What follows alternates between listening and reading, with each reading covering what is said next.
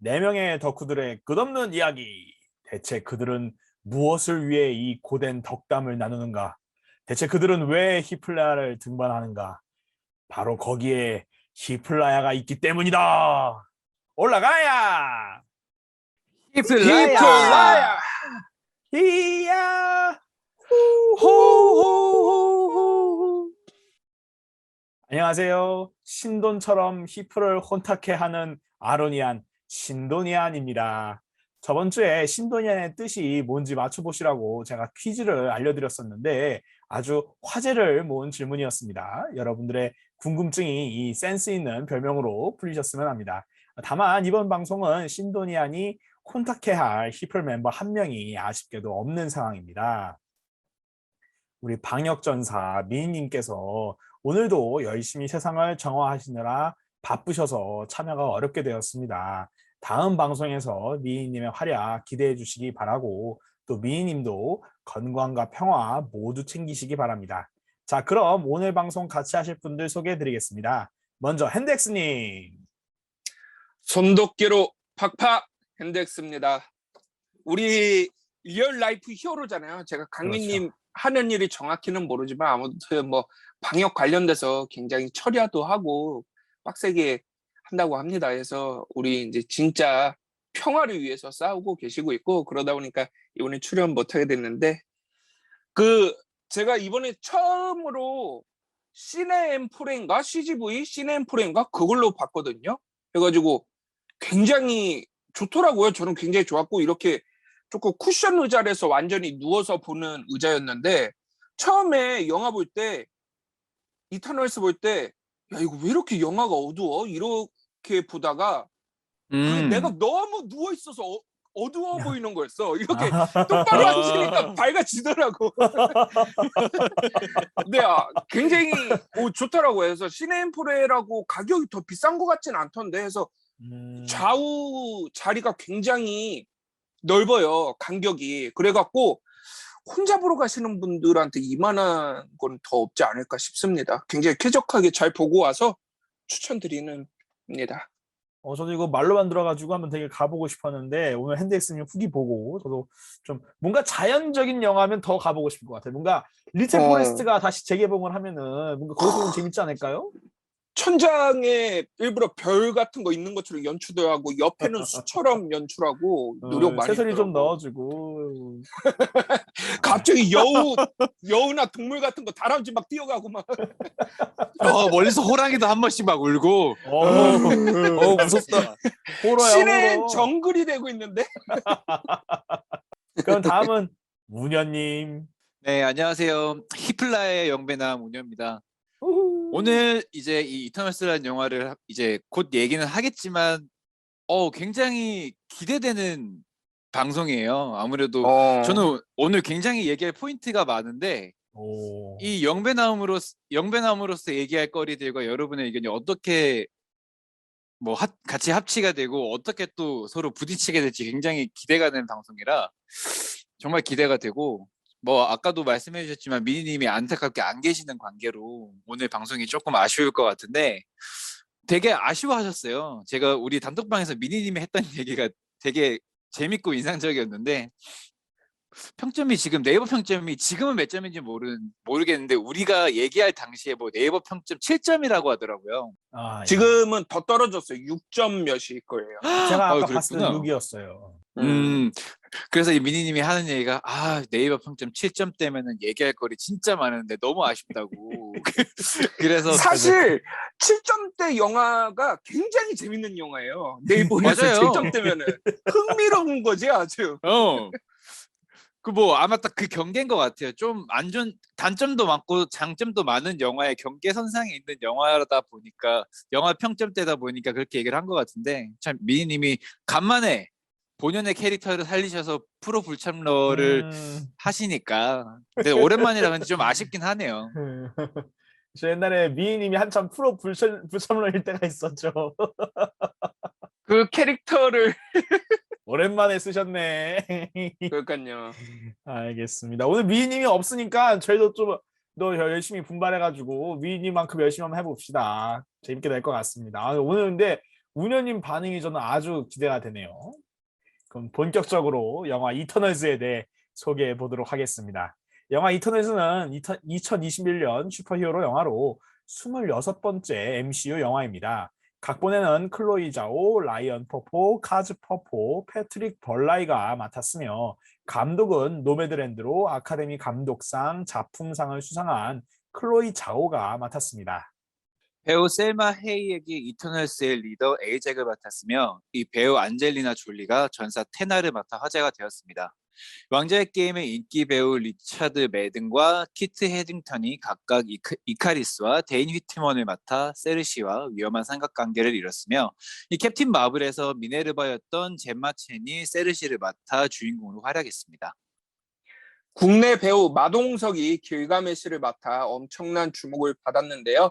포커페이스 전문 배우 베리 케오간이 드루이그를 맡았으며 로런 리들로프가 마카리를 멋지게 소화해냈습니다. 나이를 먹지 않는 소녀 스프라이트는 리아 맥휴가 맡았고 발리우드 스타 이터널 킹 고는 쿠마일 난지아니가 열연을 펼쳤으며 브라이언 타이리 헨리가 파스토스를 맡아 큰 역할을 했습니다. 2018년 케빈 파이기가 이터널스 영화 제작을 발표한 뒤로 각본가들이 먼저 캐스팅되어 각본을 집필했습니다. 이후 감독에는 트래비스 나이트, 니콜 카셀, 클로이 자오 등이 고려되다가 클로이 자오가 결국 맡게 되었는데요. 케빈 파이기는 그녀에게 많은 창작 권한을 주면서 이터널즈의 첫 실사화를 맡겼습니다. 그녀는 게임 파이널 판타지, 미드 에이션트 에얼리언스, 유발 하라리의 책 사피엔스, 그리고 테렌스 말릭의 영화들에게서 영감을 받았다고 합니다. 이 뜻밖에도 북미에서 초반에 로튼 토마토에서 썩토를 부여받으면서 전 세계적인 주목을 받았었는데요. 이 이터널스는 개봉 직후에 국내에서도 좀 호불호가 나뉘고 있는 양상으로 흘러가고 있습니다. 자, 이제 이렇게 해서 오늘 우리 녹음을 한번 해볼 텐데 우리 히플라이 멤버분들은 어떻게 보셨을까요? 제가 먼저 해도 되나요? 예, 가시죠. 오늘은 고유 핸들. 고유 핸드. 강민님 없으니까 좋네요. 억울하면 아니, 참석을 하란 말이야. 더 많이 말할 수 있고. 저는 근데 개인적으로 우연님한테 먼저 말하긴 했는데 너무 기대된다고. 그러니까 제가 최대한 스포를 안 당하려고 안 봤거든요. 근데 맞아요. 막 검색도 잘 안 하고 해가지고 봤는데 이제 이야기를 들어보니까 기존의 마블 영화 같지는 않다 이런 평가들이 꽤 많은 거예요. 해가지고 그게 오히려 좀 기대되더라고. 그래서 기존의 마블 영화처럼 안 했구나. 이것 좀 기대된다.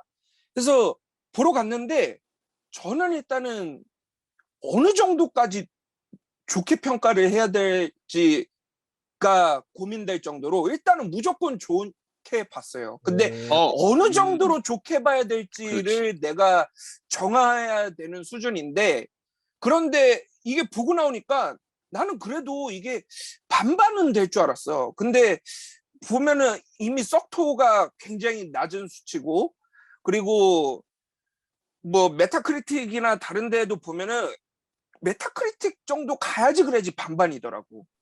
거의 반반이고 호평하신 평론가분들도 있는데 해서 요거는 아시겠지만 영화 자체가 굉장히 다양성이나 다양함에 대해서 이야기를 하잖아요.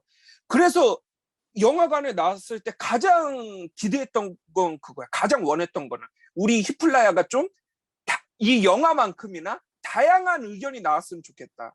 과연 이 영화가 별로였다고 한 부류가 있을 텐데 우리가 그런 부류가 한 명이라도 있어서 뭔가 이야기를 해주면은 좋겠다. 나는 왜냐면은 뭐가 별로인지를 잘 모르겠을 정도로 마음에 들었거든요. 해가지고 만약에 이제 영배남의 컨셉이 살아있다면 배척 포인트도 한번 들어보면 좋을 것 같고 하면서 좀 기대가 많이 되는 히플라야였달까? 그런 영화였습니다.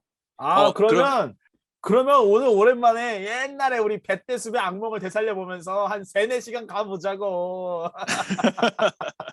그러면은 지금 핸덱스님은 좀 괜찮게 보신 것 같은데 본격적으로 얘기하기 전에 우리 그냥 간단히 만족 불만족으로 한 번씩만 저는 그걸 들어보고 싶어요. 핸델스님은 그럼 만족하신 것 같은데 저도 그쵸. 만족이거든요. 저도 음. 만족했어요. 그러면 아로니아님 어떻게 보셨나요?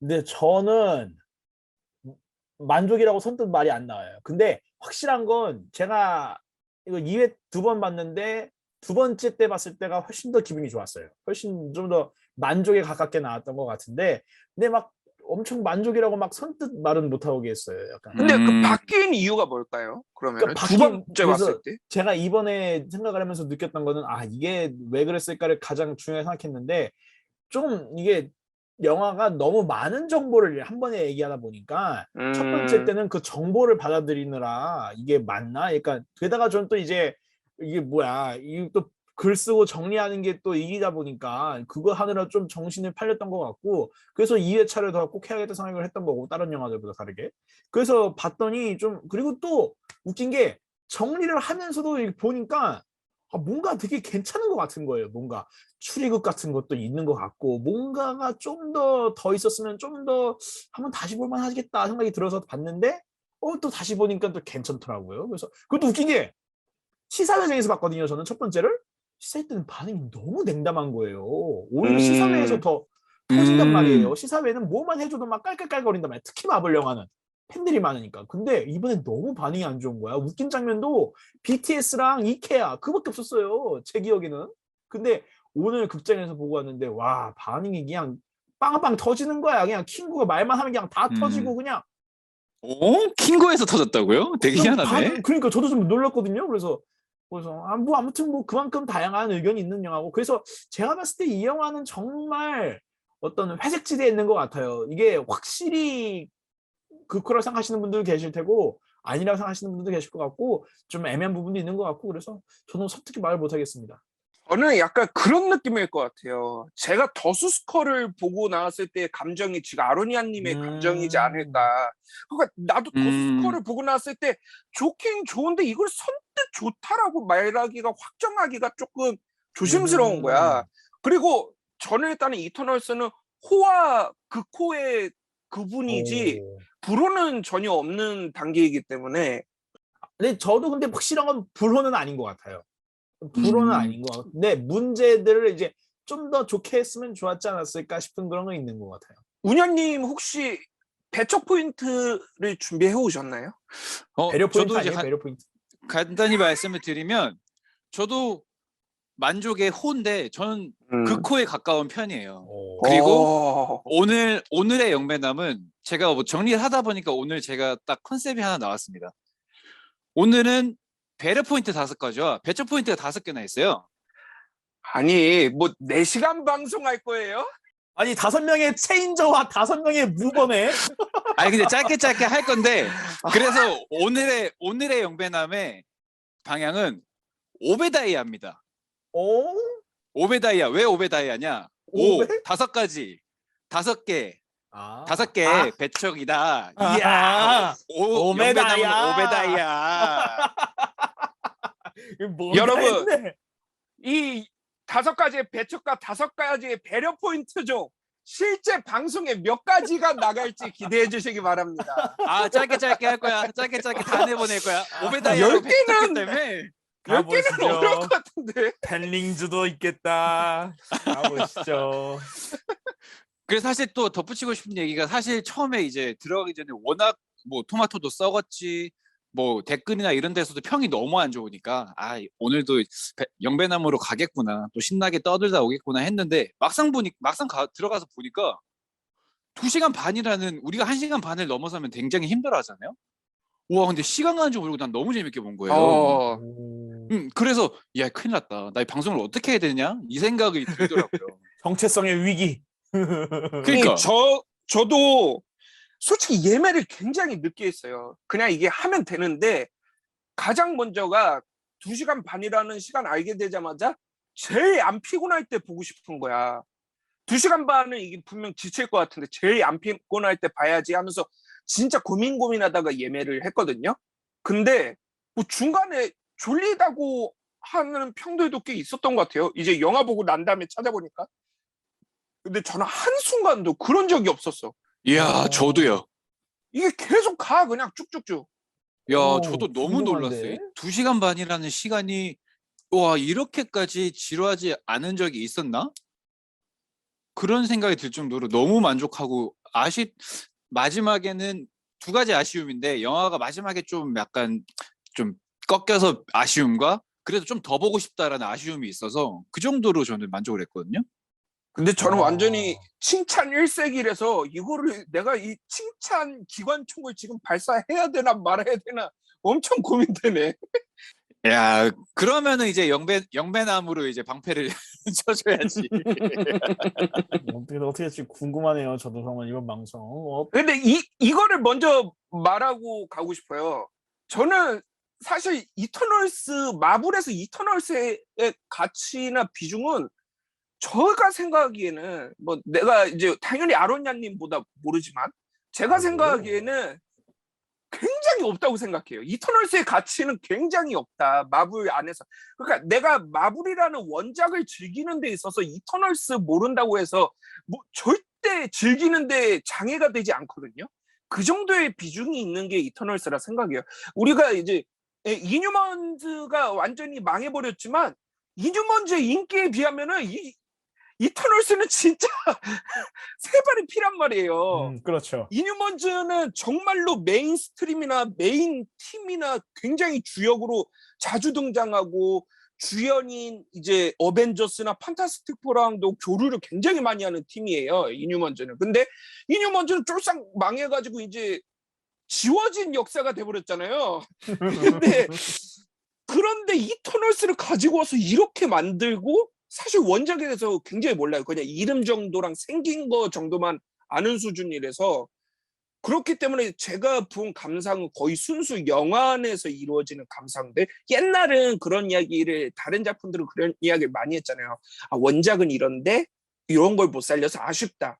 근데 그걸 이번엔 못 하는 거지. 이번 편만은 제가 강민님으로서 원작을 모르니까 그냥 좋은 점만 나오는 거지. 그런 느낌입니다. 지금 말씀하신 부분 때문에 저도 더 재밌게 본 것 같은 게 뭐 어차피 저도 이터널스에 대해서 잘 모르기도 하고 대부분의 그 코미스를 즐기시는 분들도 이터널스에 대한 뭐 관심이라든지 뭐 애정이 크게 없는 것 같더라고요. 그러다 보니까 이 클로이 자오라는 감독이 그냥 자기 마음대로 하고 싶은 대로 다 표현을 해버려서 뭐 아예 사전 정보라거나 이미 기존에 설정된 것들이 없다 보니까 그냥 그 영화 자체로 즐길 수 있는 요소가 됐던 것 같아요. 그래서 영화를 보면서 그냥 영화 자체로 평가를 하다 보니까 얘기하고 싶었던 아까 얘기했던 오베다이아들도 줄줄이 막 나오는 거고 그래서 굉장히 재밌게 본 게 아닐까 생각이 듭니다. 어떻게 보면 약점일 수 있지만 저 같은 사람에게는 강점으로 다가와서 영화를 재밌게 즐길 수 있는 포인트였던 것 같아요. 근데 저는 원래 이런 SF나 우주적인 거 좋아하니까 이터널스도 좋아하긴 하는데, 근데 저는 셀레스티얼도 좋아해요. 이터널스보다는 셀레스티얼 음, 훨씬 더 좋아하죠. 음, 그리고 셀레스티얼은 정말 중요하지만 이터널스는 정말 마이너기 때문에 핸드엑스님 말이 맞으시고, 근데 다만 재밌게도 이터널스가 참 재밌는 게 인기가 정말 없다 보니까 그냥 설정집에서 설정으로만 설명되는 게 훨씬 더 많아요. 그리고 또 설정도 중구난방이었던 게 많고. 근데 웃긴 거는 워낙 인기가 없다 보니까 이야기가 적어요. 그래서 마스터 할 수가 있는 양이에요. 관심만 어, 찾아보면은. 그래서 좋다, 좋다. 그래서 이거 저희가 이번에 이터널스가 또 마동석 분도 계시고 하니까 야 이거 국내에 관심 많긴 끊겠다 해가지고 아이 물 들어올 때 너 좋아야지 해가지고 막 열심히 준비를 했는데 찾아보니까 정말 이 감독님이 눈에 안 보이게 곳곳에 원작에 대한 포인트들을 많이 갖고 오셨어요. 보면은 음, 그냥 뭐 간단하게 아주 사소한 거지만 뭐 이제 드루이그가 그 브라질인가요? 그 아마존에서 뭐 마을 운영하잖아요. 그것도 이제 드루이그가 원작에서 구소련 독립국가를 지배하는 거에 대한 어떤 오마주나 어떤 레퍼런스로 볼 수 있고 정말 많아요. 그 심지어 우리 그 킹고가 이 집사 알프레드 같은 사람을 데리고 이제 다큐멘터리를 찍잖아요. 근데 이제 재밌는 건 처음 제커비가 이터넷을 썼을 때 이카리스가 카메라맨이었어요. 이카리스가 카메라맨으로 고고학자들을 불러와가지고 이 셀레스티얼의 기술을 막 설명해주면서 이터널즈가 있고 데비안츠가 있고 막 이렇게 설명해주는 역할을 했단 말이에요. 그러니까 그렇게 곳곳에 다 이렇게 쓴 게 굉장히 좀 돋보이는 부분이었는데 근데 근데 제가 이 영화를 보면서 가장 느꼈던 거는 너무 많은 정보를 그런 어떤 원작에 대해 센스 있게 이렇게 좀 재해석한 것만 있으면 좋았을 텐데 너무 많은 정보를 한 번에 다 다뤘던 게 저는 좀 아쉬운 부분이었어요. 그래서 좀 네, 그랬습니다. 아까도 이제 많은 정보, 너무 광대한 정보를 한 번에 이야기했다라고 이제 아론야님이 말했는데 개인적으로는 그 SF류 영화는 당연히 이런 정보들이 굉장히 음. 많은데 제가 봤던 SF 영화 중에서 이렇게 깔끔하고 쉽게 설명하고 너무 잘 만든 건 처음이었던 것 같아요. 어렵지 않게. 음. 그리고 저도 이터널스에 대해서 많이는 모르지만 어느 정도 기원은 알거든요. 셀레스티얼이 만들었고 뭐 데비안츠를 만들었고 데비안츠랑 셀레스티얼이 어떻고 이터널스가 어떻고 근데 그거를 되게 쉽게 설명해 준 것 같아요. 너무 깔끔하게. 그리고 또 좀 자연스러웠어요. 근데 음. 조금 이름이 뭐였죠? 에이셈인가?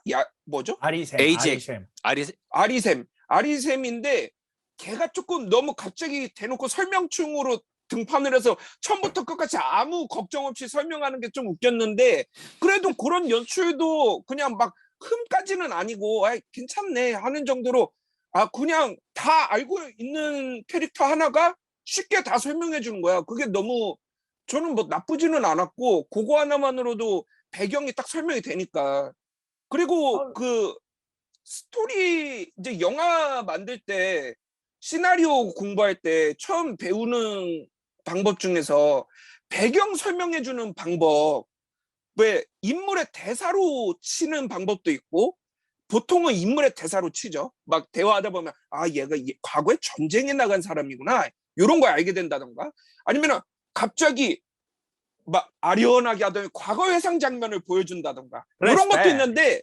하나가 더 있어요. 배경을 설명해주는 방법이 한 가지 더 있는데 뭐냐면은 그냥 자막으로 때려버리는 거예요. 아, 근데 그게 아시겠지만 대표적으로 스타워즈가 시작할 때 자막으로 때려버리잖아요. 이게 굉장히 과감하거든요. 근데 요거는 이 이터널스는 심지어 전작에서 그렇게 막 조금의 떡밥은 있었지만 대놓고 막 설명해주는 영화는 하나도 없었잖아요. 근데 그거를 그냥 과감하게 시작하자마자 자막으로 짜르륵 때린 게 요런 설정 자체를 한 영화도 되게 오랜만에 봤는데 그냥 그것만으로 뭔가 되게 반갑고 기분이 좋더라고요. 저도 그 초반에 자막이 되게 반가웠던 이유가 그 자막을 약간 폰트나 그 분위기가 되게 블레이드 러너 같은 거예요. 블레이드 러너도 시작할 때 그렇게 시작하거든요. 그 자막이 딱 음, 와가지고 레플리칸트 어쩌고저쩌고 뭐 그걸 쫓는 사람들을 블레이드 러너라고 한다 하면서 촥 영화가 시작한단 말이에요. 근데 이번에 근데 약간 그런 느낌이 딱 나가지고 그래서 되게 오랜만이네 반갑네 약간 이런 느낌이 들긴 했는데 근데 저도 그 아리샘이 설명을 갑자기 훅 하는 게 근데 지금 이 상황에서는 그게 최선이었다고 생각은 해요. 그리고 또 아리셈이면 다 알 법도 하고, 그리고 또 이머전스가 다가온 상황이고, 또 에이잭에서 이 세르시로 바뀌었으니까 설명을 해줄 법도 하는 상황이긴 한데, 근데 저는 다만 궁금한 게 이제 어차피 셀레스티얼이 이터널즈를 만들었으면 뭐 굳이 그런 설명해줄 필요도 그러니까 애초에 저는 이 셀레스티얼이 이터널즈를 로봇으로 자기의 임무를 수행하기 위한 로봇을 만들었다는 설정 자체에 문제가 많다고 보고 그 중에 하나가 이거 그 설명충 부분이라 생각을 해가지고 별로 그렇게 딱히 좋아하진 않았고 그리고 또 웃긴 게 이 영화가 이게 관객들을 도와주겠답시고 정말 많은 거를 자기들끼리 설명을 해줘요. 티아무트가 죽으니까 파스토스가 갑자기 세르시한테 가서 야 어떻게 된 거야? 갑자기 그리고 또 무슨 뭐 누가 죽으니까 야 어떻게 된 거야? 그래서 지들끼리 다 말해주더라고. 그래서 이게 되게 웃기더라고 그게 저는 친절하잖아. 좀 음. 친절하더라고. 그 블랙 나이트가 타노스 때문에 안 낀 거야? 나 그걸 그렇게 할 줄 몰랐어. 근데 되게 친절하다고만. 되게 대사로 이렇게 쭉 설명하는 게 되게 친절하긴 했는데 그래서 아무튼 저는 좀 너무 정보가 과했던 것 같아요. 근데 어 글쎄요. SF물이 원래 설정이 좀 많죠. 그러면 이번에 혹시 듄 보셨어요? 듄? 저 듀는 아직 안 봤어요. 듀는 듄 아직 안 진짜 보셨어요? 호평 일색이던데. 듄도 SF 장르잖아요. 서사시기 때문에 설명충이 나와요. 근데 듀는 되게 자연스럽게 설명했거든요. 저는 그래서 듀의 설명법이 좀 더 그 관객들한테 친절할 뿐만 아니라 작품에서도 작품한테도 친절하지 않았나 생각이 좀 들었고 너무 좀 정보를 많이 담으려던 것 같아요. 제가 봤을 때는 여기서. 그래서 근데 저는 그 2시간 반이라는 긴 시간도 그렇고 어떻게 보면은 그 이미 우리가 알고 있는 인피니티 사가의 범주를 벗어나는 우주로 넘어가고 그 어떻게 보면 태초에 셀레스티얼까지 간 거잖아요. 근데도 불구하고 그 설명충들 덕분에 나는 2시간 반 동안 궁금한 게 거의 없을 정도로 술술 이해하면서 봤다고 느꼈거든요. 그래서 나는 샹치를 볼 때는 왜 저래 짜증나 이런 생각이 더 먼저 들었는데 이터널스는 말씀하신 많은 정보들이 던져짐에도 불구하고 나는 이해하는데 불편함이 없었다고 느꼈어요. 그러면 우녀님 그 셀레스티얼은 왜 데비안츠를 못 없앴을까요? 그 태고적 존재들이? 귀찮아서 안 없앤 게 아닐까? 아니 굳이? 귀찮았을 그 제가 봤을 때는 저는 저는 원작의 셀레스티얼과 이 이터널즈 데비안츠의 설명이 훨씬 더 마음에 나왔다 생각해요. 왜냐면은 이 셀레스티얼이 무슨 우리가 칸 같은 남겨진 자 뭐 그런 수준의 기술이 아니라 인피니티 스톤보다 비포잖아요. 훨씬 전이잖아요. 근데 그런 애들이 신전이지. 데비안츠를 없애지 않았다는 것부터가 좀 오린 것 같고 그리고 또 그 무슨 그 월드 포지를 올림피아로 설명을 굳이 거짓말을 해가면서 그 뭐 기억을 삭제하게 하고 이터널즈를 만들어서 보내고 아니 셀레스티얼 같이 힘 있는 애가 뭐 그렇게 했을까? 저는 그런 생각이 원래는 월드 들더라고요. 포지 올림피아가 있죠, 원작에서. 그럼요. 음. 월드 포지는 없어요. 그리고 월드 포지는 오히려 DC 쪽에 나오는 단어고 그리고 또 월드 포지 디자인 자체는 굉장히 그 슈퍼플로우처럼 해놔가지고 되게 재밌었는데 그 보는 동안은. 근데 보면 저는 이게 굳이 셀레스티얼의 그리고 저는 그 이것도 결국은 또 셀레스티얼이 저는 그 행성에서 태어난다는 것도 좀 뭐라 그러지? 딱히 그렇게 뭐 달갑지는 근데 않았어요. 그러니까 그게 최근에 도입된 설정 아니에요?